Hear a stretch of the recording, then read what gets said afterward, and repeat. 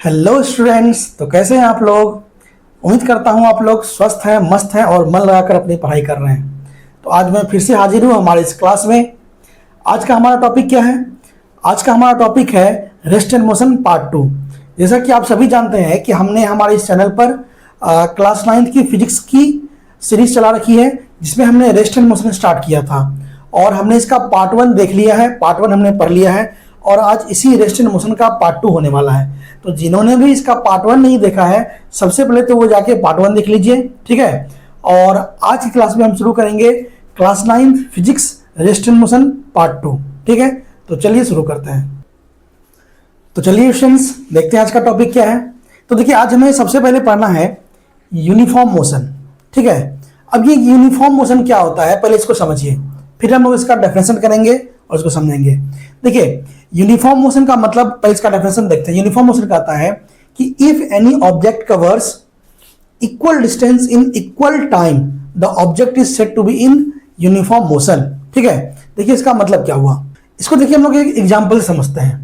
मान लीजिए कि आप लोगों में से कोई एक लड़का को उठाते हैं, मान लेते हैं बबलू नाम का कोई लड़का है, ठीक है। अब हम उसको क्या बोले कि लो बबलू, तुम ये बाइक पकड़ो, मोटरसाइकिल पकड़ो और तुमको क्या करना है, पटना से दिल्ली जाना है बाइक लेके, ठीक है। बबलू बेचारा खुश हो गया कि हाँ भैया बाइक मिला, ठीक है। लेकिन हम उसको कंडीशन ये दिए हैं कि तुमको यूनिफॉर्म मोशन से जाना है, ठीक है। यूनिफॉर्म मोशन से जाना है तो पता है बबलू क्या करेगा। मान लेते हैं वो अपना गाड़ी का स्पीड लगा दिया 60 किलोमीटर पर आवर, ठीक।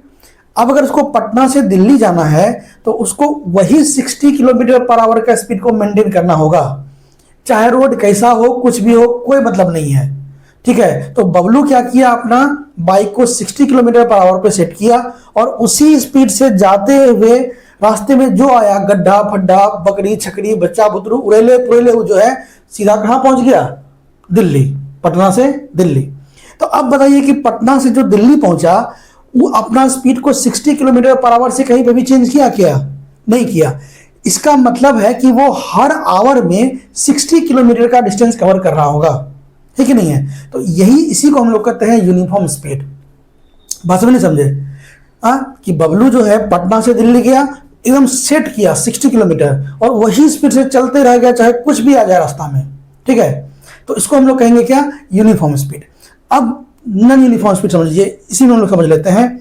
फिर हम बबलू को बोले चलो बबलू, तुम पटना से दिल्ली तो पहुंच गया, अब फिर वापस तुमको दिल्ली से पटना आना है, और फिर इसको बाइक दिए और इस बार बोले कि इस बार तुम्हारा यूनिफॉर्म स्पीड का कोई झंझट नहीं है, तुम चलाओ अपना।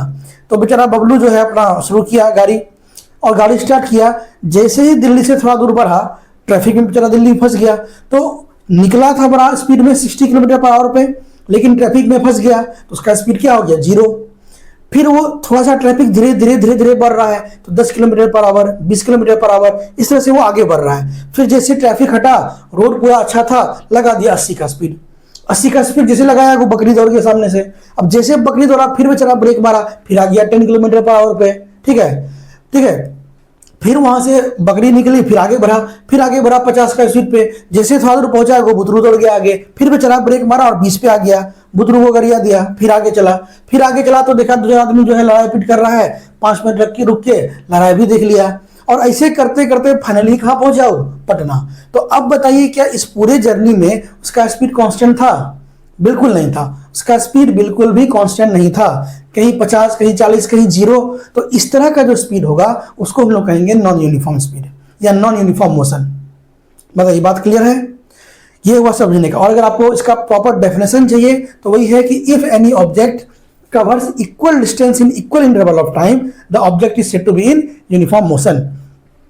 एग्जांपल देख लीजिए, जैसे कि यही बात हुआ कि अगर किसी का स्पीड 10 मीटर पर सेकंड है, तो इसका मतलब हुआ कि वो हर सेकंड में कितना दूरी कवर कर रहा है, 10 मीटर का, ठीक है। इसी को हम लोग कहेंगे यूनिफॉर्म स्पीड। कोई दिक्कत? अगर आप यूनिफॉर्म स्पीड का ग्राफ देखिएगा तो ये ग्राफ ऐसा बनता है, ये टाइम एक्सिस होता है, एक्स एक्सिस टाइम एक्सिस होता है, वाई एक्सिस डिस्टेंस एक्सिस होता है और यूनिफॉर्म स्पीड का ग्राफ ऐसा जाता है। अब ये ग्राफ ऐसा क्यों बन रहा है, इसको भी अभी हम लोग समझेंगे। बताइए, कोई दिक्कत? यूनिफॉर्म नॉन यूनिफॉर्म में कोई दिक्कत? यूनिफॉर्म होगा कि अगर बिना अपने स्पीड में किसी भी तरह का छेड़छाड़ किए हुए इनिशियल टू फाइनल पॉइंट तक पहुंच गया, उसको हम लोग कहेंगे यूनिफॉर्म मोशन।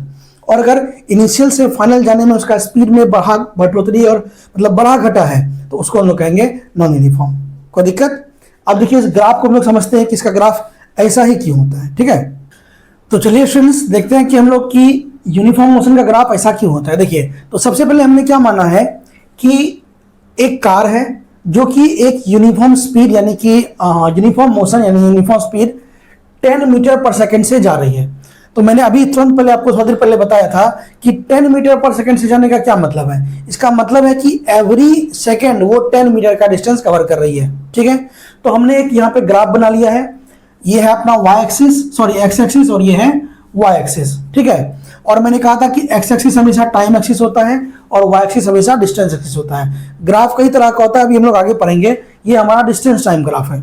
ठीक है, तो अब देखिए इसका मतलब है कि यहाँ पे आपका टाइम लिखा हुआ है सेकंड में, 1 सेकंड, 2 सेकंड, 3 सेकंड, 4 सेकंड और 5 सेकंड। और यहाँ पे है डिस्टेंस मीटर में, 10 मीटर, 20 मीटर, 30, 40, 50। ठीक, अब देखिए अगर ये कार एक कांस्टेंट स्पीड से जा रही है तो ये बताइए कि पहले सेकंड में कार कितना दूरी कवर करेगी?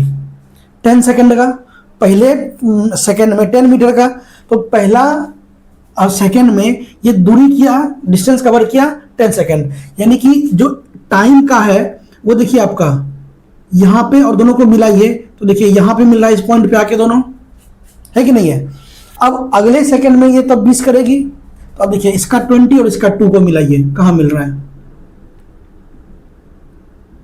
देखिए यहां पे मिलेगा लगभग लगभग। ठीक, फिर अगले मतलब तीसरे सेकंड में 30 मीटर कवर करेगी, तो इसका 30 और इसका 3 को मिलाइए,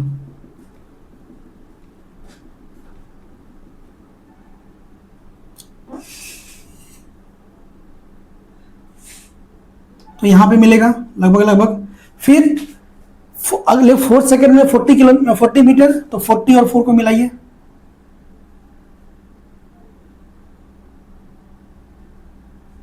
सॉरी थोड़ा सा ये हो गया,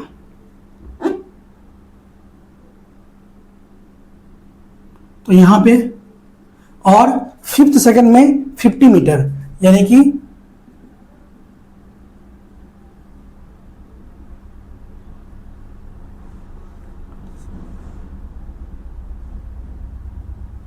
यहां पे आके मिलेगा ना।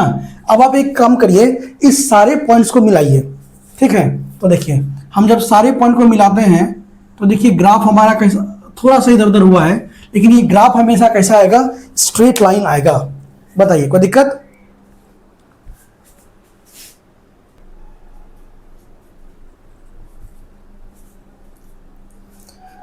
तो इस तरह से हम देख क्या पा रहे हैं कि इसका जो ग्राफ है वो कैसा बन जाएगा? स्ट्रेट लाइन बन जाएगा। देखिए यहाँ पे थोड़ा सा टेढ़ा हो गया है, थोड़ा सा पॉइंट मिलाने में गड़बड़ हुआ है। जब आप इसको ग्राफ कॉपी में मिलाएंगे तो परफेक्ट मिलेगा। ठीक है, तो इसलिए जो मतलब यूनिफॉर्म मोशन का ग्राफ है वो कैसा होता है? ऐसा होता है। बताइए कोई दिक्कत? यहां तक कोई समस्या? तो यूनिफॉर्म मोशन क्लियर है। अब हम लोग चलते हैं नॉन यूनिफॉर्म मोशन पे। ठीक है, तो चलिए देखिए अब नॉन यूनिफॉर्म मोशन क्या है। मैंने अभी थोड़ी देर पहले आपको समझाया। ठीक है, कि नॉन यूनिफॉर्म मोशन किसे कहेंगे, फिर से समझ लीजिए। बबलू को गाड़ी दे दी है इस बार वो कहां से कहां आ रहा है? दिल्ली से पटना आ रहा है। ठीक है, और दिल्ली से पटना आते हुए वो अपना गाड़ी को सेट किया, क्या करें फिर से बताए? नहीं, फिर से नहीं बताएंगे, बोरिंग हो जाएगा। तो एक काम करिए, आप लोग वीडियो को पॉज करके देख लीजिए नॉन यूनिफॉर्म का एग्जांपल क्या बताएं। ठीक है, तो अगर हम इसका डेफिनेशन देखेंगे तो क्या होगा? If any object covers equal distance, unequal distance in equal interval of time. देखिए टाइम का इंटरवल तो हमेशा सेम रहेगा, टाइम को हम लोग आगे पीछे तो कर नहीं सकते हैं, तो आगे पीछे किसको कर सकते हैं? डिस्टेंस को। यानी कि समय तो अपने रफ्तार से चलता ही रहेगा, समय आगे पीछे होता है क्या? कभी हुआ है कि एक दिन में 26 घंटा हो गया या 30 घंटा हो गया? एक दो बार हुआ है, उसके अलावा तो ना कभी नहीं हुआ है। ठीक है, तो टाइम का फिक्स है, एक दिन में 24 घंटा ही होगा, 1 मिनट में 60 सेकंड ही होगा। ठीक है, तो इसमें क्या होता है कि इक्वल इंटरवल ऑफ टाइम में हम लोग अनइक्वल डिस्टेंस कवर करते हैं। बोले ना, हो सकता है कि पहला 1 घंटा में हम लोग 60 किलोमीटर कवर कर लिए और अगले घंटे में 30 किलोमीटर ही कवर किए। फिर अगला जो तीसरा घंटा का उसमें 120 किलोमीटर कवर कर लिए। फिर अगला जो चौथा घंटा होगा उसमें हम लोग पान दुकान पर बैठ के पान खा रहे हैं, नाश्ता करने लग गए, 0 कवर किए। तो कोई गारंटी नहीं है कि डिस्टेंस कितना कवर होगा। तो इस तरह का जो मोशन होगा उसको हम लोग क्या कहेंगे? Non uniform motion. कोई दिक्कत? एग्जाम्पल देख लीजिए, motion of a car in a traffic. अगर कोई भी कार ट्रैफिक में फंसी हुई है तो बताइए क्या उसका मोशन यूनिफॉर्म होगा या नॉन यूनिफॉर्म होगा? ऑब्वियसली नॉन यूनिफॉर्म होगा, क्योंकि ट्रैफिक में तो आप लोगों ने देखा है, थोड़ा आगे गया फिर रुका, फिर आगे गया फिर रुका, ऐसा बात चलता है। तो वहां पे मोशन हमारा क्या है? नॉन यूनिफॉर्म है। इसके अलावा जो फ्रीली फॉलिंग बॉडी होता है, अगर जैसे कि ये मार्कर है, इस मार्कर को मैंने हवा में फेंका और ये नीचे आया, हवा में फेंका और ये नीचे आया, ठीक है। तो अब जब तक ये हवा से जो नीचे आ रहा है ना, मतलब जो ग्रेविटी के कारण ये नीचे आ रहा है, इसमें इसका मोशन है नॉन यूनिफॉर्म। क्या है? कैसा मोशन है? Non uniform. और ये ठीक है, कैसा मोशन है? Non uniform. अब आप कहेंगे सर कैसे? अब ये बताइए कि जो मार्कर नीचे आ रहा है किसकी वजह से, किस चीज की वजह से, कौन इसको नीचे खींच रहा है? तो आप कहेंगे सर अर्थ का ग्रेविटी। बिल्कुल, अर्थ का ग्रेविटी इसको नीचे खींच रहा है। और आगे हम लोग इसमें पढ़ेंगे ग्रेविटेशन में कि जब भी कोई ऑब्जेक्ट अर्थ की तरफ गिरती है ना, तो वो एक फोर्स के कारण गिरती है, और उस फोर्स को हम लोग कहते हैं ग्रेविटेशनल फोर्स। क्या कहते हैं? Gravitational force. और जब भी फोर्स किसी भी ऑब्जेक्ट पे लगता है, यानी कि ये जो ग्रेविटेशनल फोर्स लगता है, यहाँ पे एक एक्सेलरेशन भी काम करता है, और जिस एक्सेलरेशन को हम लोग कहते हैं एक्सेलरेशन ड्यू टू ग्रेविटी, जिसके कारण क्या होता है कि ऑब्जेक्ट का स्पीड कंटिन्यूसली बढ़ता जाता है, कंटिन्यूसली बढ़ता जाता है। अब बताइए क्या, जब ये नीचे गिर रहा है तो इसका स्पीड कंटिन्यूसली बढ़ रहा है, तो क्या ये यूनिफॉर्म हुआ? बिल्कुल भी यूनिफॉर्म नहीं हुआ, क्योंकि इसका स्पीड लगातार बढ़ता ही जा रहा है, बढ़ता ही जा रहा है। यूनिफॉर्म तब होता जब कांस्टेंट स्पीड से गिरता ना, लेकिन ऐसा हो नहीं रहा है। ये इसका जो स्पीड है वो लगातार बढ़ रहा है, और अगर किसी भी ऑब्जेक्ट का स्पीड लगातार बढ़े तो उसको हम लोग कहते हैं एक्सेलरेटेड मोशन। क्या कहते हैं? Accelerated motion. तो इसलिए कोई भी जो फ्री फॉलिंग ऑब्जेक्ट होता है वो हमेशा नॉन यूनिफॉर्म मोशन को शो करता है, ठीक है। तो मैंने यहाँ पे लिखा भी है कि अगर non uniform motion is also called accelerated motion. कैसा मोशन? एक्सेलरेटेड मोशन, ठीक है। अब देखिए, जो नॉन यूनिफॉर्म मोशन का ग्राफ होगा वो कैसा होगा? हमेशा कर्व होगा। देखिए, ये कर्व अप भी हो सकता है, ये कर्व डाउन भी हो सकता है। ये डिपेंड करता है कि मोशन कैसा है, एक्सेलरेटेड है या रिटार्डेड है। अगर स्पीड कंटिन्यूअस बढ़ता जा रहा है तो ग्राफ ऊपर जाएगा, और अगर स्पीड कंटिन्यूअस घटता जा रहा है तो ग्राफ नीचे जाएगा। अगर स्पीड कंटिन्यूअस घट रहा है तो भी वो नॉन यूनिफॉर्म ही हुआ, ठीक है। तो उस केस में क्या होता है कि ग्राफ नीचे जाता है। बताइए कोई समस्या, कोई दिक्कत यहाँ तक? इसको आप लोग नोट कर लीजिए। अच्छा, इससे पहले नोट कर रहे थे कि नहीं? इसको नोट कर लीजिए आप लोग।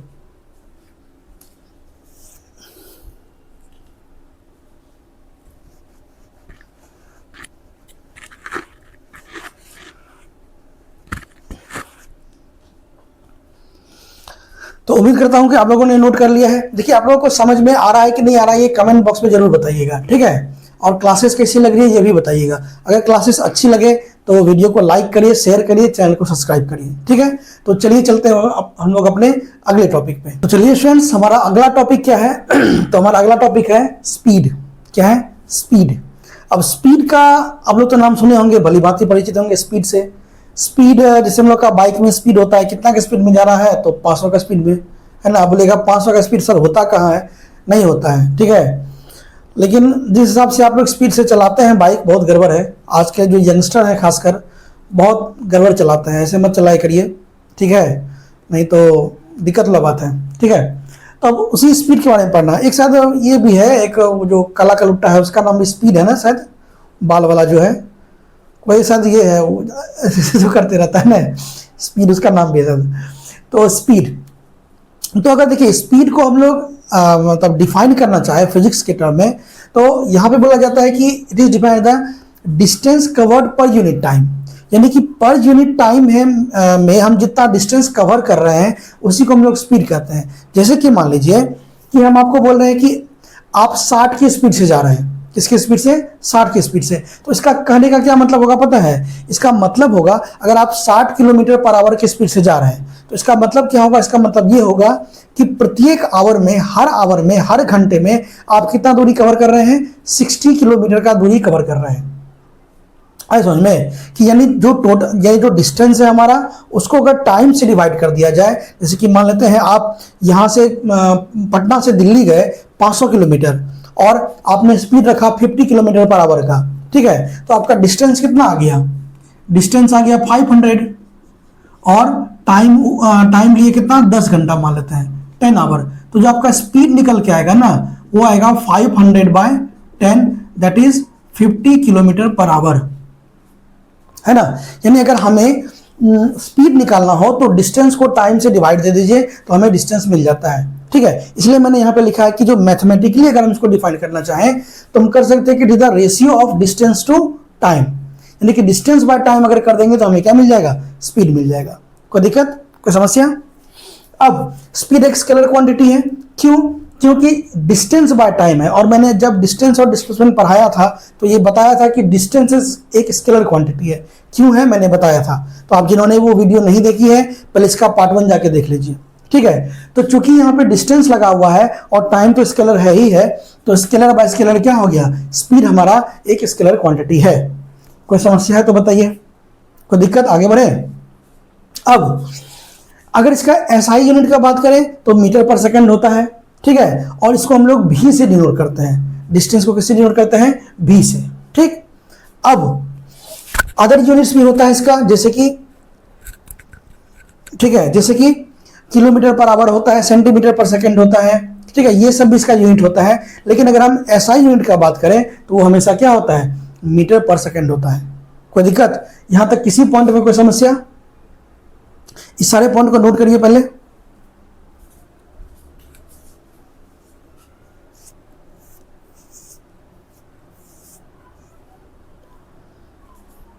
ठीक है, तो जब भी नोट करना है तो वीडियो को पॉज करके और कॉपी में प्रॉपर नोट करना है, स्क्रीनशॉट वगैरह नहीं लेना है, ठीक है ना।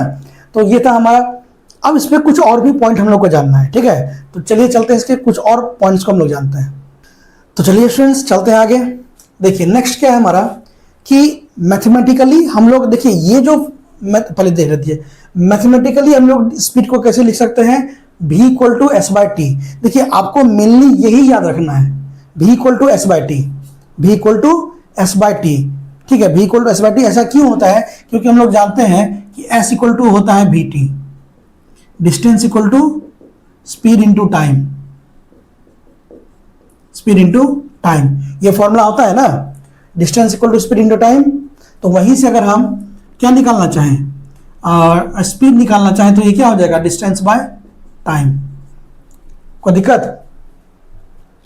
अब देखिए, तो अगर आपको ये मेन याद रखना है v equal to s by t, उतना आपको याद नहीं रखना है कि यहाँ पे पूरा स्पीड लिखना है फिर डिस्टेंस लिखना है बाय टाइम, नहीं, v equal to s by t formula हमेशा याद रखना है, ठीक है। तो फॉर्मूला क्या होगा v का, v equal to s by t, ठीक।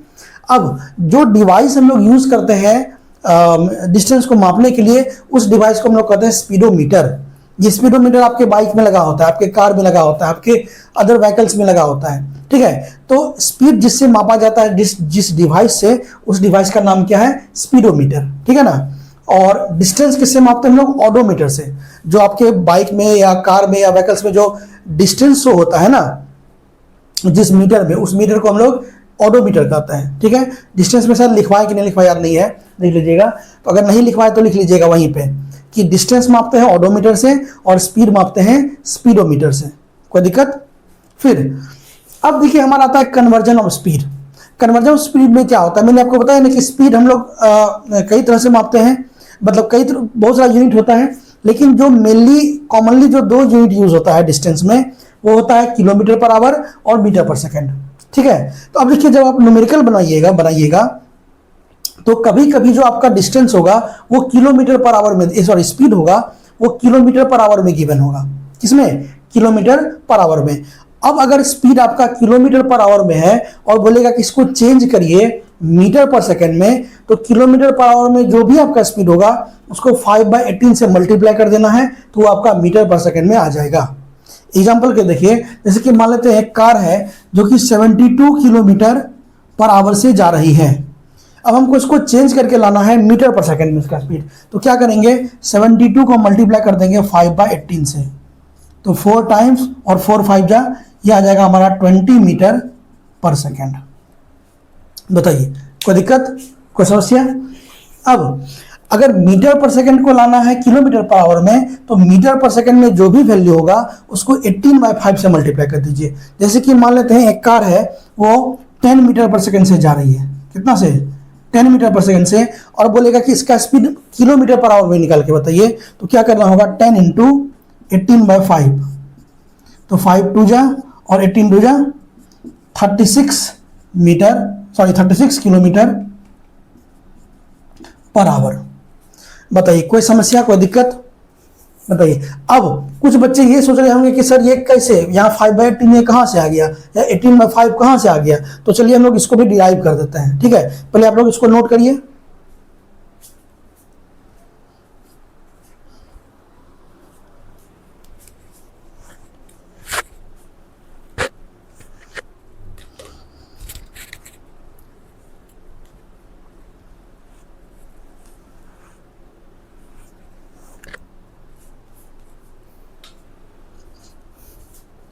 ठीक है, उम्मीद करता हूँ आप लोग छाप लिए इसको।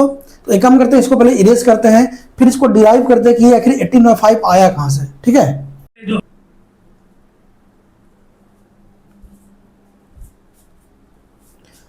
तो चलिए स्टूडेंट्स हम लोग उसका डेरिवेशन देखते हैं। देखिए मैंने आपको क्या कहा कि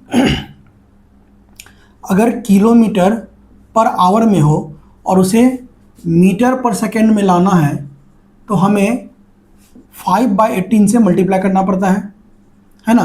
ऐसा देखिए इसलिए करना पड़ता है क्योंकि अगर आप किलोमीटर को मीटर में लाना चाहें तो 1 किलोमीटर में कितना मीटर होता है ये बताइए। 1 किलोमीटर में 1000 मीटर। और जब आप आवर को सेकेंड में लाना चाहेंगे तो 1 आवर में यानी कि 1 घंटे में 3600 सेकेंड होते हैं ना। तो अब जो किलोमीटर बाय आवर है इसको आप मीटर बाय सेकेंड अगर लेके आइएगा तो ये क्या हो जाएगा 1000 और अपॉन 3600 और ये हो जाएगा आपका 5/18। ठीक है, तो इसलिए इसका वैल्यू जो है वो 5/18 आता है। बताइए कोई दिक्कत, और इसमें कोई नया बात नहीं है। तो यही इसका डेरिवेशन है। अब आप इसी को अगर उलट देंगे, इसी को उल्टा कर देंगे तो ये 18/5 हो जाएगा। बताइए कोई समस्या, कोई दिक्कत। अगर इसको नोट करना है तो नोट कर लीजिए।